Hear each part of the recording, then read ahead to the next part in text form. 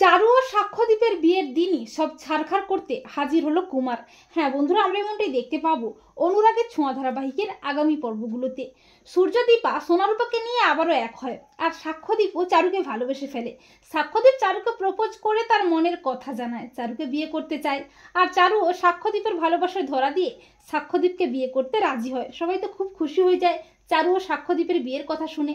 সবাই মিলে অনেক মজা আনন্দ করতে থাকে। তখন দীপা মনে মনে ভাবে, তার মানে বুড়িমার কথা সত্যি নয়, আমাদের তো সবকিছু ভালোই হচ্ছে, আমরা এভাবেই একসাথে থাকবো। অপরদিকে কুমার জেল থেকে ছাড়া পেয়ে দীপার উপর বদলা নিতে বিভিন্ন জায়গায় দীপার খোঁজ করতে থাকে। কুমার বলে, দীপা, তোমার পরিবারকে আমি জ্বালিয়ে পুড়িয়ে শেষ করে দেব। এরপর সবাই মিলে চারু ও সাক্ষ্যদীপের বিয়ের আয়োজন করে। বিয়ের সমস্ত কেনাকাটা শুরু করে দেয় সোনারূপা। বিয়ের দিনক্ষণও ঠিক হয়ে যায়। চারু ও সাক্ষ্যদীপকে বরকনে সাজিয়ে ছাদনাতলায় নিয়ে আসে। সবাই তো আনন্দে মেতে ওঠে। অপরদিকে কুমার বিভিন্ন জায়গায় খোঁজ করতে করতে জানতে পারে দীপা মুম্বইতে আছে। এরপর বিয়ের সমস্ত নিয়মকানুন হয়ে যায়, শুভদৃষ্টি, মালা বদল, সিঁদুরদানও হয়ে যায়। সবাই যখন আনন্দ করছে ঠিক তখনই হাজির হয় কুমার। কুমারকে দেখে সবাই চমকে যায়। দীপা বলে, আপনি এখানে কেন? কুমার বলে, দীপা, তুমি কি ভেবেছো কুমার কোনোদিন জেল থেকে ছাড়া পাবে না? আমি জেল থেকে বেরিয়ে এসেছি, এবার তোমাদের সব কটাকে শেষ করে দেবো, আর তুমি কিচ্ছু করতে পারবে না।